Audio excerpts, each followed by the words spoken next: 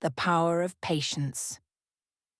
In a bustling town at the edge of a great forest, there lived a carpenter named Idris. His workshop smelled of cedar and honesty, and though his hands were rough from labour, his heart was tender with faith.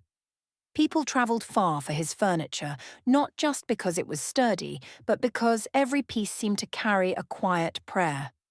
Idris was known for his unhurried hands. While other carpenters rushed to finish orders, he would pause, running his fingers over the wood, whispering, "Bismillah," before making the first cut. His apprentices often grumbled, "Master, why do you take so long?" "The wood won't complain." Idris would only smile. "A tree grows for decades before it becomes timber. Should we dishonor its patience with haste?" One day, a wealthy merchant stormed into the workshop.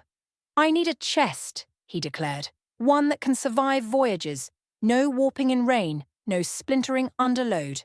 And I need it by tomorrow." Idris stroked his beard. "A worthy chest takes time. The wood must— Time! I have ships to fill," the merchant snapped, tossing a pouch of coins onto the bench. "Just make it strong." Idris sighed but agreed. That night, his apprentices worked swiftly, skipping the usual steps. No soaking the joints, no letting the glue set fully. By dawn, the chest was ready, polished and imposing. The merchant praised its shine and hauled it away. But on its first voyage, seawater seeped into the hurried seams. The hinges groaned, then snapped. The merchant returned, furious, the chest in ruins. "You said it would last," he roared. Idris knelt, examining the broken wood. "I said a worthy chest takes time. You asked for speed, not strength." He pointed to a humble box in the corner, one he'd made for the mosque years ago, its wood darkened with age but still flawless. This one was soaked, dried and fitted grain by grain. Storms have shaken it, yet here it stands. The merchant fell silent. Then, "Teach me." Idris placed a plank in his hands. "Measure twice, cut once. Wait for the glue to set. Let the wood speak." As the merchant learned, his impatience faded like sawdust in the wind. Months later, he presented Idris with a new chest, this time crafted slowly with care. Idris nodded. "Now it will outlive you, because you respected the process." Moral: rushing ruins what patience perfects. True craftsmanship, in wood or in life, requires trust in the waiting.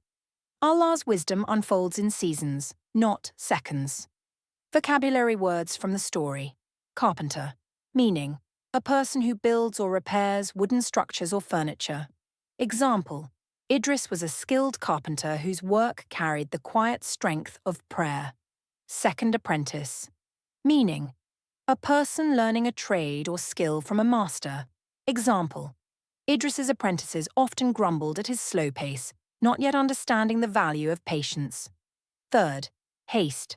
Meaning, excessive speed or urgency. Example, the chest fell apart at sea because it was made in haste, not with care. 4. Seep. Meaning, to slowly leak or flow through small openings. Example, seawater began to seep into the hurried seams of the chest, weakening it. 5. Wisdom. Meaning, the ability to make good decisions based on knowledge and experience. Example, Idris spoke with gentle wisdom, reminding the merchant that true strength takes time. Don't forget to like, share, and subscribe.